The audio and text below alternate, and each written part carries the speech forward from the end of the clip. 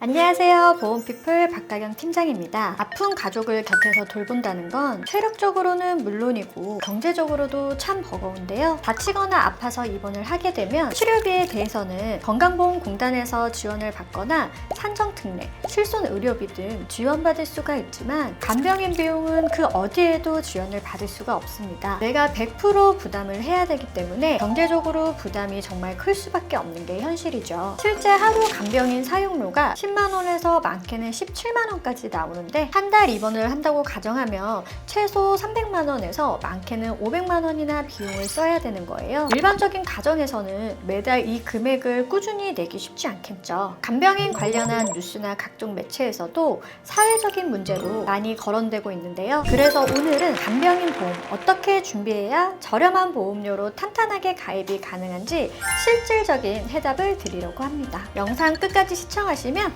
간병인 보험 가입에 있어 정말 큰 도움 되실 거예요.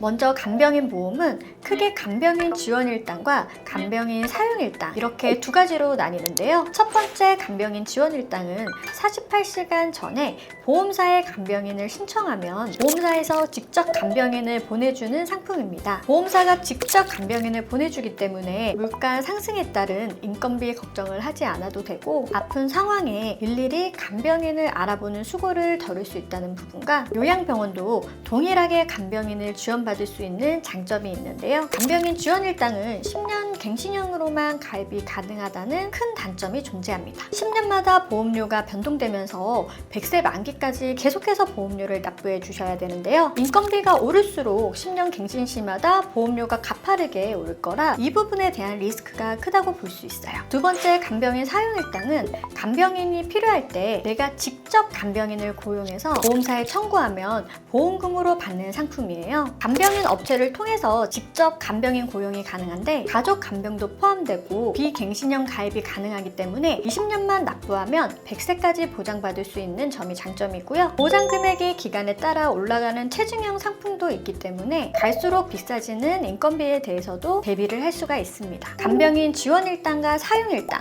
각각 장단점이 있지만 대체로 사용일당을 선택하시는 분들이 더 많은 것 같아요. 간병인 어플을 통해 간편하게 내가 원하는 간병인을 선택할 수도 있고 가족 간병이 된다는 부분과 20년만 납입하면 평생 보장받을 수 있는 비갱신형으로 가입이 가능하다는 부분에 대해 특히 선호도가 높고요. 보장 금액이 점점 증가하는 체중역으로 선택을 했을 때 물가 상승으로 인한 인건비에 대한 대비도 할 수 있기 때문에 저 또한 개인적으로 간병인 사용일당을 추천드리고 있습니다. 실제로 얼마 전에 저희 남편과 부모님도 간병인 사용일당을 체증형 상품으로 가입했고요. 지금부터는 제가 어떻게 가입을 했는지 자세히 설명드릴게요. 40세 남성 기준 20년 나 90세 만기 비갱신형이고요. 보험료를 20년 동안 납부하고 90세까지 보장받는다는 뜻입니다. 납입보험료는 42,303원인데요. 100세 만기를 원하시면 51,882원에 가능하세요. 보장 내용은 일반병원, 요양병원, 간호간병 통합서비스 이렇게 세 가지로 나뉘어져 있는데요. 원인에 따라 다쳐서 입원 후 간병인을 사용한다면 상해 간병인 일당, 아파서 입원 후 간병인을 사용하면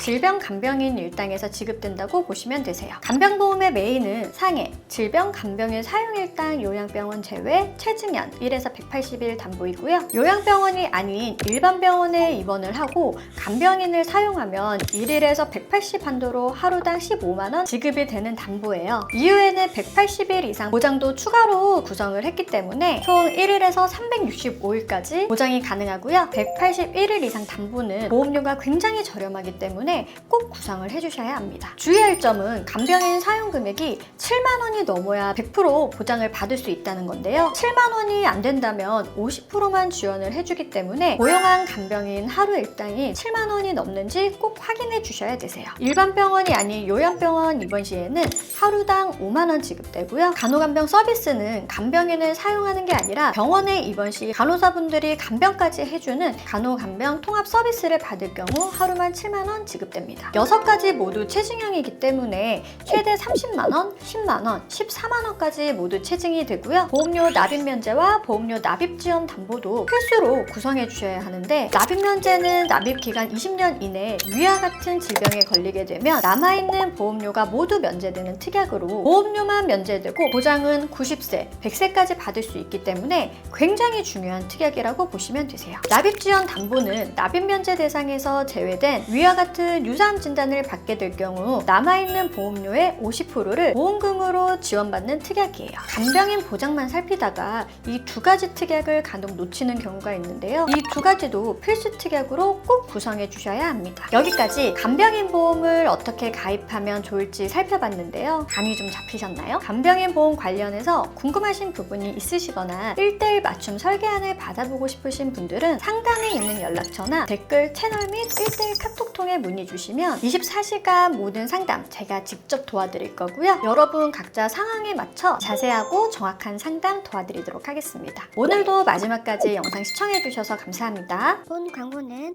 심의 기준을 준수하였으며 유효기간은 심의일로부터 1년입니다.